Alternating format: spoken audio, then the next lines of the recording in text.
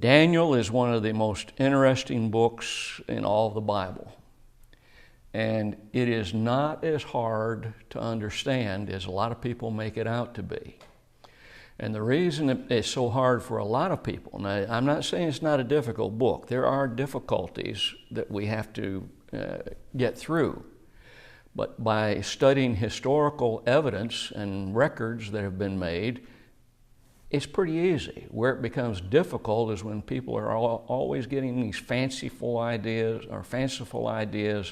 about premillennialism and arguing from that standpoint and trying to make everything fit their premillennial doctrine. Unfortunately, some of our brethren get mixed up in that. And so we need to make sure that we look at Daniel and look at the history.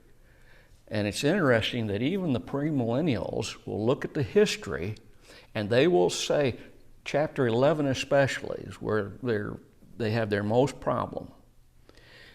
In chapter 11, they will recognize that historically you can see it just fit. And that's why some of the critics will sit back and say, this couldn't have happened, it couldn't have been predicted way as far ahead as Daniel predicted it. Because remember, this is approximately 500 years, chapter 11 is, before or after Daniel was dead. And yet, historically, it fits absolutely perfectly. And they recognize that, and that's why they say, Daniel, he couldn't have predicted this. He had to have written it after it was all done. No. To study Daniel, one of the main characters in the book is the man named Nebuchadnezzar, King Nebuchadnezzar. It's an interesting study of his life if you have an opportunity to do that.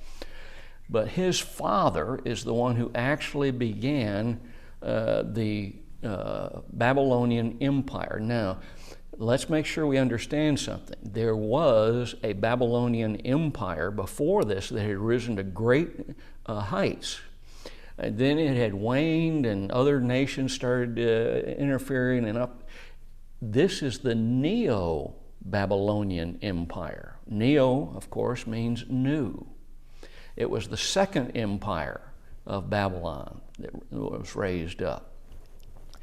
And so Nebuchadnezzar gained power over the empire or established the empire in BC 626. Now the Babylonians won a great victory against the Egyptians under Nebuchadnezzar at Carchemish in BC 605. Now these dates are important to our understanding, to help us to understand. And that also involved Judah. Now, there's something interesting about this. There are three major events that came at the time of Nebuchadnezzar's conquering or the victory they won at Carchemish over the Egyptians. This was very important victory because it established the absolute power of Babylon over what we call Palestine or the Promised Land that the Jews lived in. That gave them control. Egypt had had control and the influence before this time over that area. Now that has been broken. But some other things happened during that time. First of all, Nabopolassar, Nebuchadnezzar's father, died. And Nebuchadnezzar was made king. Now, hostages were then also taken from Judah as an evidence of good faith that they're going to now be under the control of Babylon. Remember, before this battle at Carchemish, they were under the control of Egypt. Egypt had the great influence over them. And so because they favored them, that tended to be, and they fought on Egypt's side against Babylon at that battle, then Nebuchadnezzar said, you're going to pay for that. And so these hostages were taken. But that's very interesting. This was to keep the loyalty of their people so that they wouldn't rebel. Now, why would they do that? What better way? Think about it this way. When there's a kidnapping and somebody wants somebody to pay a ransom fee for them, what do the parents do if they're told not to go to the police? They don't go to the police, do they? Usually. They don't. They try and be quiet. If they've got money, they try and be quiet about it and try to pay the ransom, hoping they'll get their child back. Almost never is that the case. They're usually already dead. This is when Daniel and his friends were taken into Babylon to serve Nebuchadnezzar. In essence, they were slaves, but they were also hostages to make sure that the Israelite people didn't try to rebel more against them. And that makes sense because when you think about it, they've been under Egyptian control for so long, there would have been a lot of loyalties there to the Egyptians. And here comes this battle, and Egypt will raise up another army and they'll come back in. No, it wasn't going to happen. It should also be understood that this empire is, as we mentioned earlier, the new Babylonian Empire. It will only last literally for 70 years. And yet, when we look at it, we will realize that the captivity of Israel that God had predicted, Judah, is going to spill over that time frame. The 70 years that he talked about is going to spill over into the Medo-Persian Empire. So when you look at the 70 years that the Neo-Babylonian Empire was in existence, you have to go back to Nabopolassar to realize it. It wasn't Nebuchadnezzar that started the empire. It's back at Nabopolassar. So there'll be about 20 years, approximately, 20 years that Israel or Judah will still have to be in this captivity, but it will be under the Medo-Persian Empire.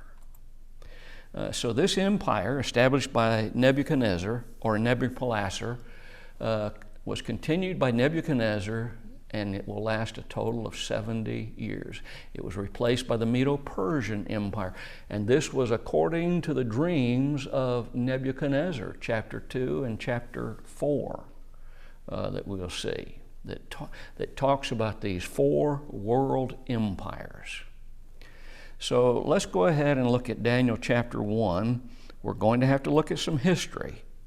History is important. Especially in the book of Daniel. Daniel 1 and verse 1, in the 3rd year, the reign of Jehoiakim, king of Judah, came Nebuchadnezzar, king of Babylon, unto Jerusalem and besieged it.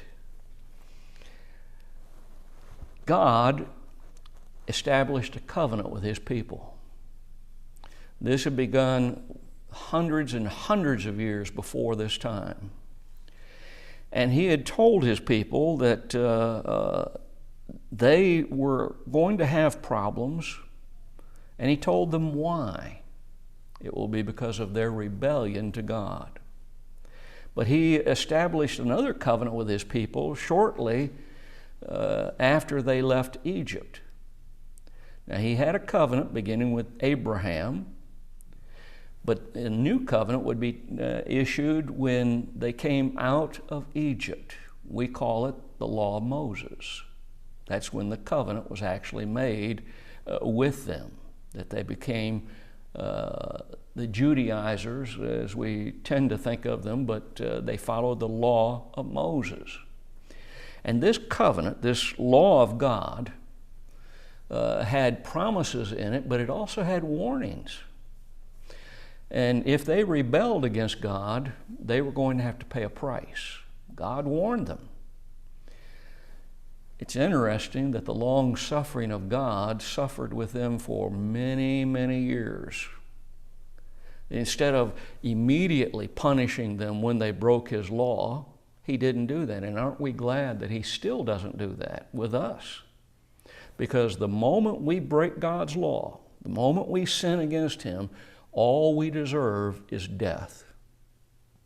literally separation from God. That's all we deserve. But he was long-suffering with them just as he's long-suffering with us. This covenant contained promises, and the promises were both good and bad. Deuteronomy chapter 28, verse 49 through 52. Though Yahweh shall bring a nation against thee from far, you break my laws. Look at the context. From the end of the earth, as swift as the eagle flieth, a nation whose tongue thou shalt not understand. A nation of fierce countenance, which shall not regard the person of the old, nor show favor to the young.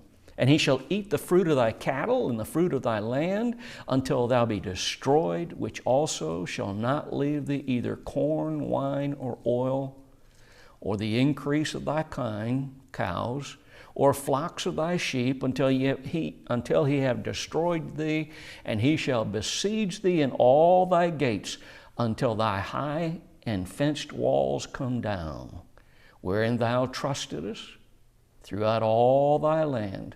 And he shall besiege thee in all thy gates throughout all thy land, which the Yahweh thy God hath given thee. When Nebuchadnezzar won the great battle at Carchemish, we see this starting to be fulfilled. The cities that had fortresses in between Carchemish and Jerusalem, he started surrounding them. He started conquering them. He started taking away all the food, the spoils of war, their people, and he could care less who the person was, man, woman, or child.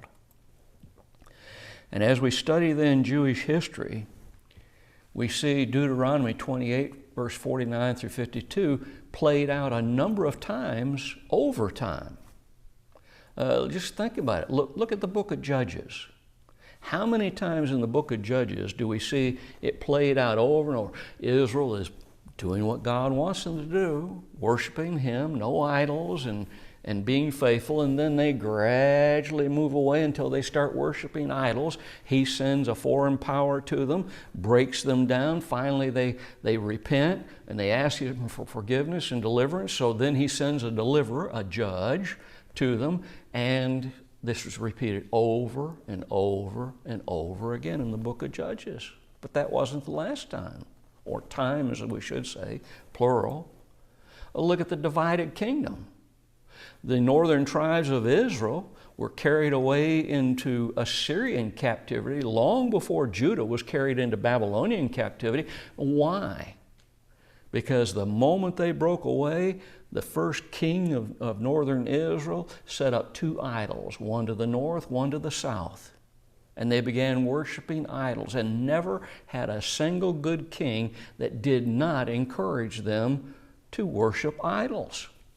So God sent them away into Assyrian captivity. Well, Judah, Israel's sister, didn't learn a lesson.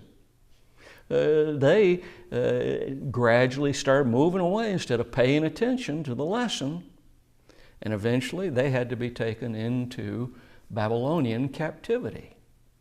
Assyria, Israel, Egyptians, Assyrians, and Babylon. All three of these conquered Judah at one time or another.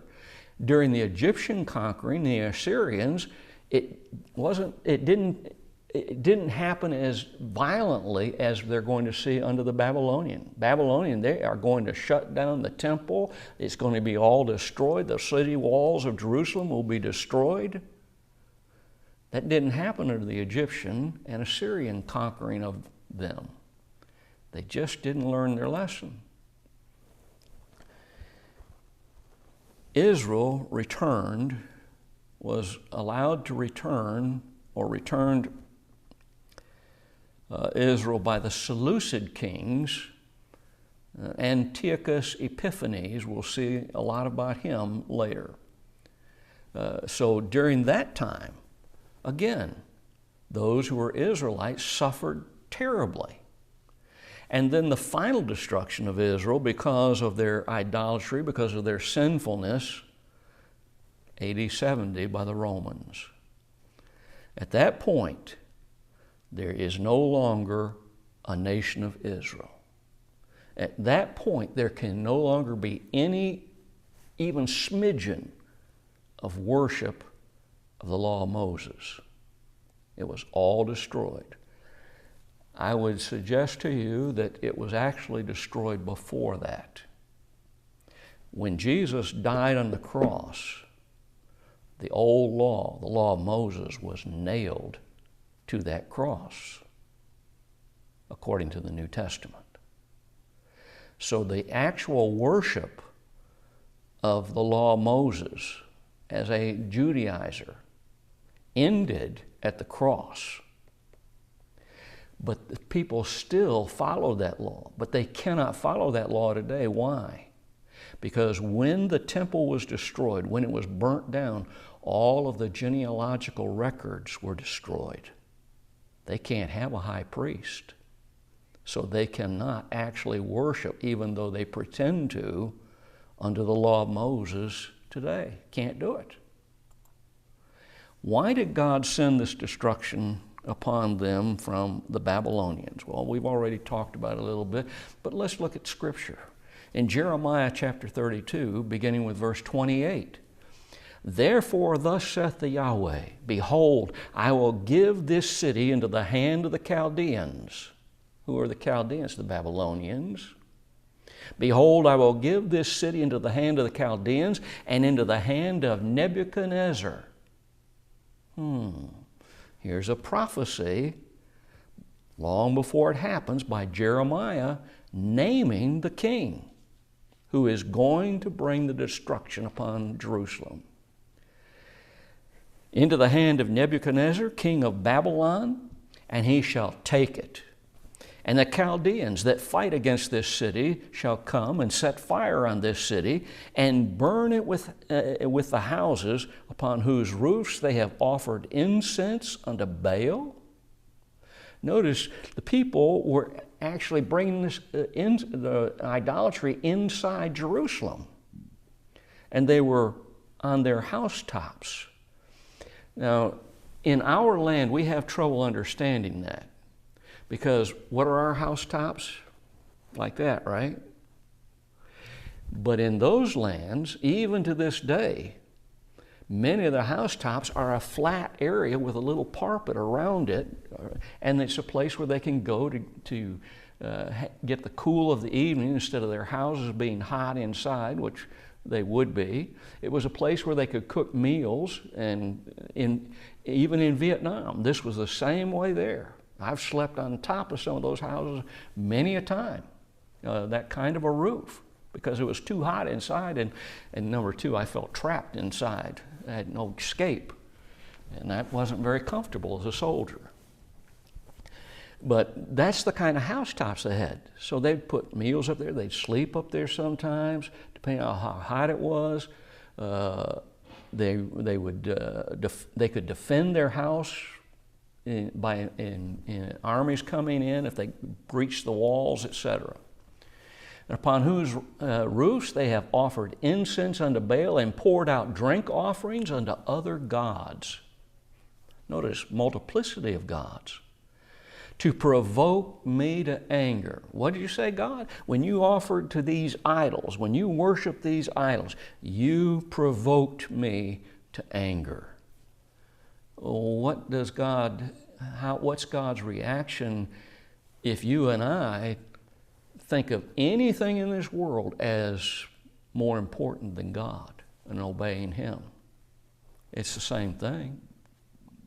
For the children of Israel and the children of Judah have only done evil before me from their youth. Look at that. He's saying these people, even from their very youth, in other words, they were taught to worship these idols, and they continued to worship these idols. Were there exceptions? Yeah. Daniel's one of those exceptions, and his three friends. For the children of Israel have only provoked me to anger with the work of their hands, saith the Lord. We need to notice that the critics of the book of Daniel, and there are a lot of them, they cannot stand the idea that Daniel was able to predict, because if Daniel could predict, there's only one way he could do it. God gave the information. And they don't like that. So they begin their assault in the very first verse of Daniel. Well, you say, well, how's that? Well, they claim that there's an error, because when Daniel wrote in the third year of the reign of Jehoiakim of Judah, that Nebuchadnezzar came, and in Jeremiah 25, where Jeremiah wrote in the fourth year of Jehoiakim that Nebuchadnezzar came. Well, if that was the case, then it'd be true. But there's something about a contradiction. A contradiction can only exist if there is no possible explanation of it. And there's a very good explanation of this.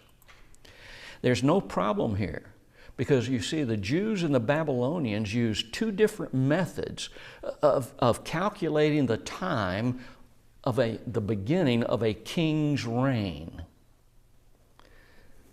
And when you do that, now you're going to have a possible explanation. But then notice what the difference was.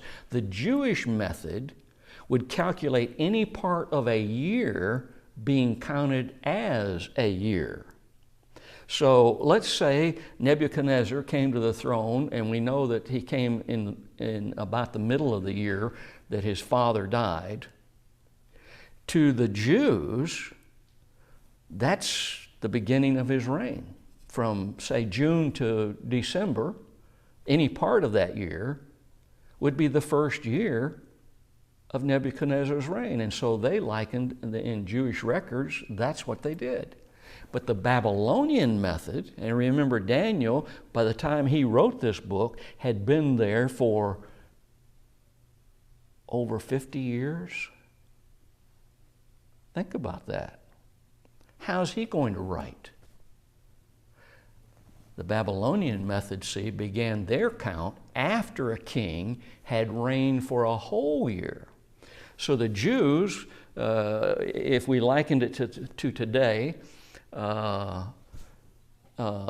let's see, how would I do this?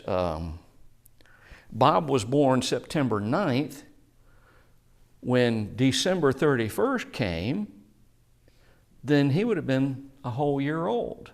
Interestingly, the Chinese, they reckon a baby, after he's 3 months out of the womb, he's a year old. That's kind of interesting, isn't it?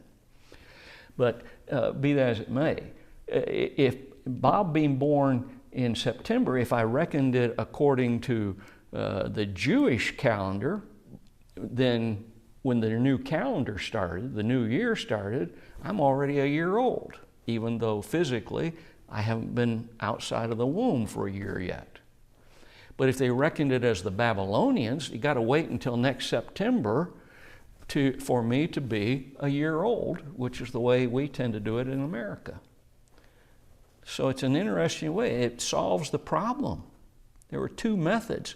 And Daniel, by the time he wrote this book, he is more in tune with the Chaldean language. And it's not actually going to be Chaldean. We'll show that in just a little while in our study. It needs to be remembered that Daniel was writing long after, when he had adopted the Babylonian ways of writing. There's a small phrase in this verse, in verse 1, that's interesting to me. Notice it says that he besieged Jerusalem. Now look at that carefully. In the third year of the reign of Jehoiakim, king of Judah, came Nebuchadnezzar, king of Babylon, unto Jerusalem and besieged it. He didn't conquer it.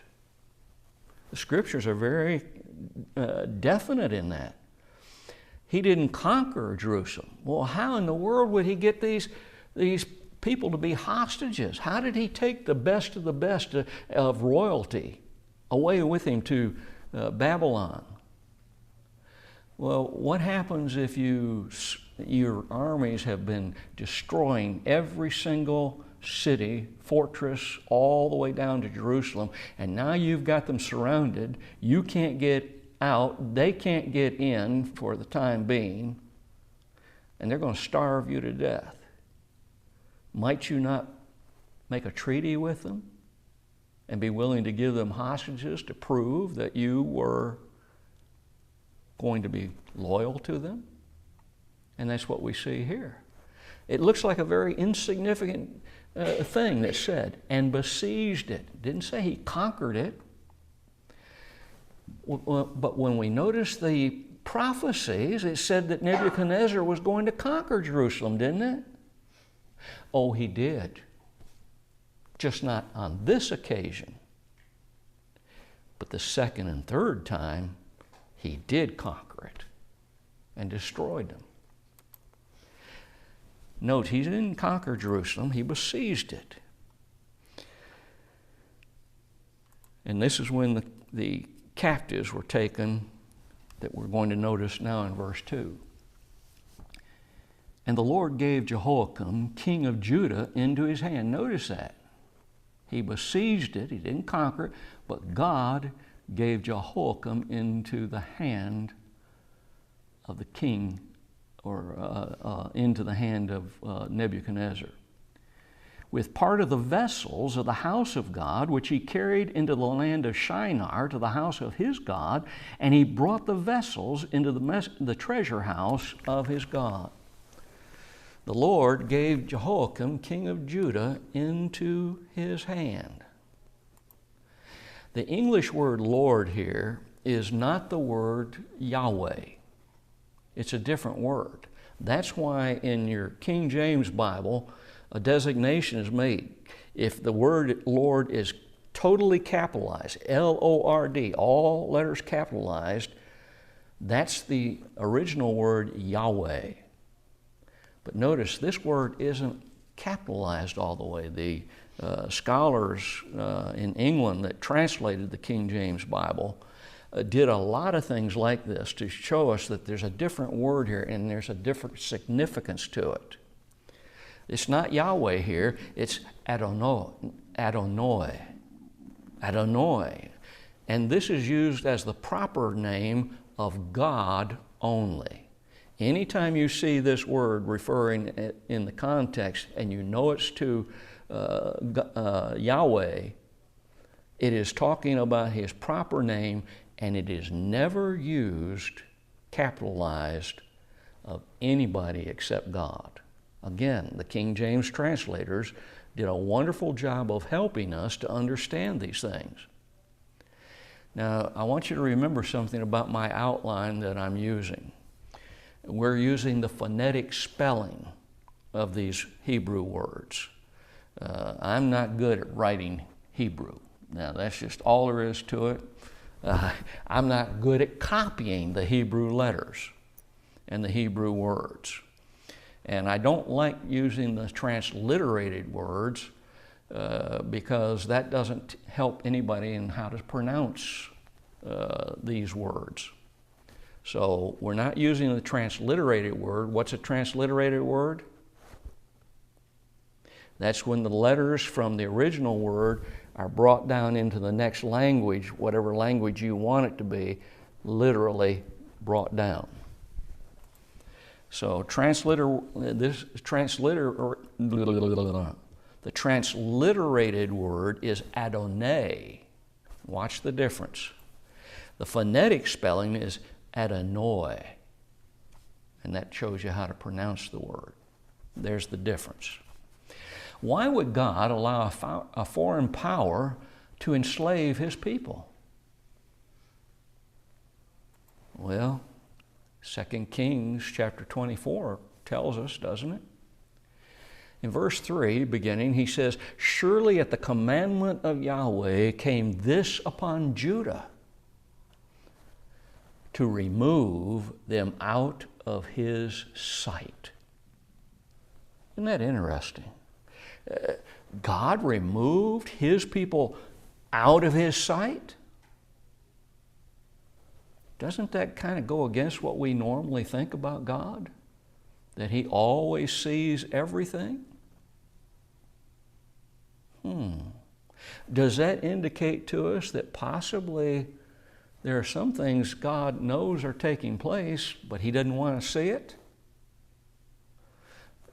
Should we be a little bit like that? We drive down the highway and you can't help but see billboards up with advertising stuff that you don't want to see. You don't want to think about it. You wish that nobody else had to see it. You wish, don't do it. You wish you could go and burn those billboards down, don't you? Instead of allowing them to influence people to sin. Remove them out of His sight. Why? For the sins of Manasseh, according to all that he did, all that Manasseh did, and also for the innocent blood, notice this, that he shed, for he filled Jerusalem with innocent blood, which the Lord, Yahweh, would not pardon. He shed a lot of innocent blood. He killed a lot of innocent people, caused them to die within the walls of Jerusalem. And God said, I will not pardon him because of that. He didn't pardon him while his life was in existence. And because he died a rank sinner, He certainly is not going to pardon him now. Jehoiakim was the fourth king after Manasseh. Now, why is that important? Remember Numbers 14, verse 18? The Yahweh is long-suffering and of great mercy, forgiving iniquity and transgression, and by no means clearing the guilty. Oh, we serve a mighty God who's willing to forgive us when we're willing to repent, when we're willing to ask forgiveness, when we're willing then to change our lives to meet His standard. But He will not clear the guilty. He will not say to us, you know, you were pretty good most of the time, but you had this pet sin that you wouldn't give, but it's okay, I'm going to let you go. No, that's not the way God works.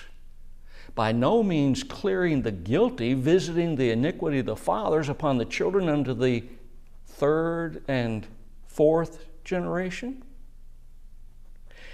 Manasseh was so wicked that the people following him, 4 kings, or rather 3 kings followed him, of whom Jehoiakim was the 4th.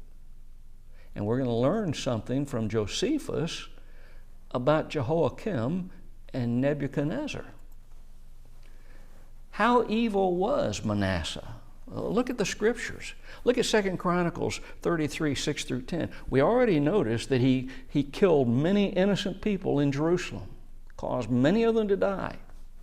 And he caused his children to pass through the fire in the valley of the son of Hinnom. What? What is that about? Did he start a fire somewhere and force them to run through it? No. That's talking about the fire of Molech, where they would build a statue with arms crossed and a ramp up to that statue. It would be hollow inside. They would start a fire. It would cause the statue made out of metal to become red hot. And then they would take their little babies and take them up and lay them in the arms of this red hot idol, murdering them. Manasseh caused his own children to get involved in this act of worship to Molech. How horrible. Historians tell us that while this was taking place, while a mother was taking her baby, or a father was taking their baby, mother or father, and laid it in the arms of Molech to cook it in his arms, Of course, the baby would have been screaming that they would be playing drums very loudly all around the area to drown out the sound of the baby crying. How evil. Oh, the valley of the son of Hinnom, that's also interesting. That's where the Jews, for many, many years, burned their children, and it's where the word Gehenna comes from, the word for eternal hell. And he also observed times. He celebrated the holidays of these gods. He used enchantments. Oh, he followed their enchantments, like, for instance, the Catholics today, Hail Mary, Son of God, Hail Mary, Son of God, as they count their beads. He used witchcraft. Remember another king of Israel that used witchcrafts? Remember old Saul? When his kingdom was about to be taken away, when he was about to die, and he went to the witch of Endor. Nothing new here, unfortunately. And dealt with familiar spirits. This would be like your palm readers that, they're going to read your palm and tell you what's going to happen to you. Or those who try to go to these palm readers and talk to the dead. And with wizards, male witches. He wrought much evil in the sight of Yahweh. He provoked him to anger. We saw that already. And he said a carved image, watch this, a carved image, what? An idol, which he had made in the house of God, in the very temple of which God had said to David and to Solomon his son, in this house and in Jerusalem, which I have chosen before all the tribes of Israel, will I put my name forever. Why did Daniel, when he went to his room, open his windows toward Jerusalem when he prayed? Because that's God's house. That's where God was. That's where God met the people through the high priest once a year.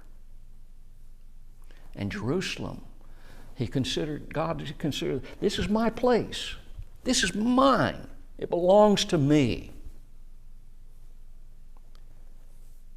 And old Manasseh, he treated it as if it was just a dunghill. No better than any other foreign capital. But notice the rest of that passage.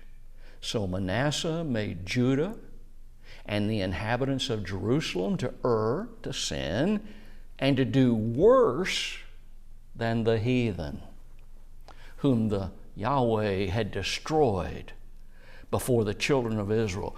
Why had God given them this land in the first place? Because the inhabitants of that land had become so evil, their idolatry had become so terrible and so cruel, they had become so immoral that it finally reached a point where the cup was overflowing. It had been filled so full of iniquity that now the iniquity was draining over the side.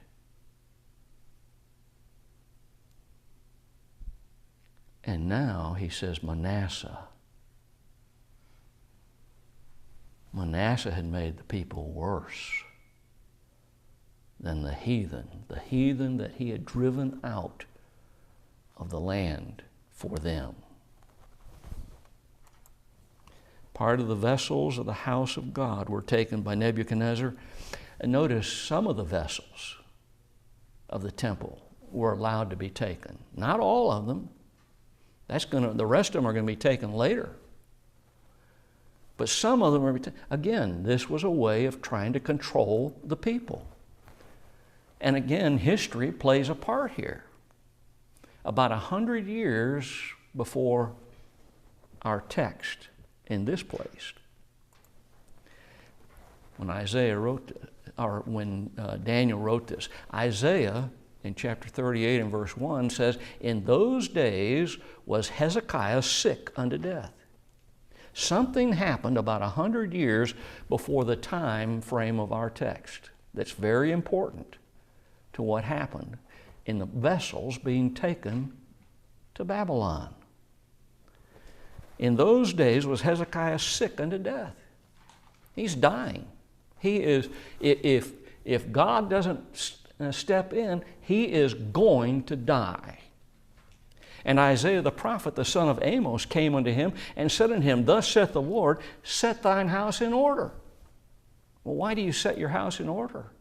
Why, when we live a long time, do we start planning for, okay, when I'm gone, this will go to so and so, and this will go to that one, and we get our affairs in order because we don't know, but we know it's going to be fairly soon, don't we?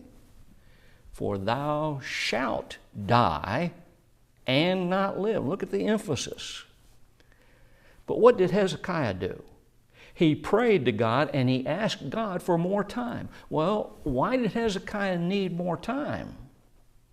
Have you thought about it? He didn't have any heirs.